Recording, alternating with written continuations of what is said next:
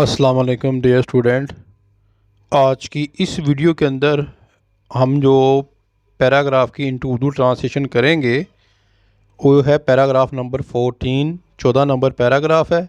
Class second year English के अंदर ये जो क्वेश्चन आता है 15 नंबर का। तो लेट्स स्टार्ट, शुरू करते हैं आज का पैराग्राफ। ठीक है।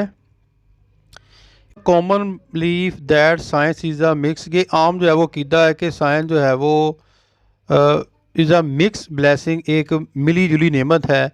इट हैज़ डिफरेंट, या मुख्तलिफ जो है वो एडवांटेज, इसके फ़ायदे हैं, एंड डिसएडवांटेज, और जो नुकसानात।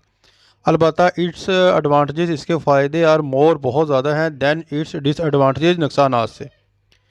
It has cause a fatal three to a human life, ये जो है वो इंसानी ज़िंदगी के लिए एक मोहलत ख़तरे का सबब बनी है।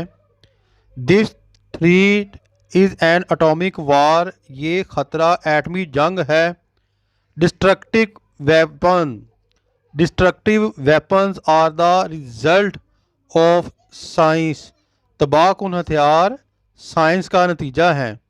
Although the world is trying to resolve the disputed issue through peaceful talk, yet the world is one of the verge of destruction because all the countries are socially, ये ख़तरा एटमी जंग है, तबाहकुन हथियार साइंस का नतीजा है।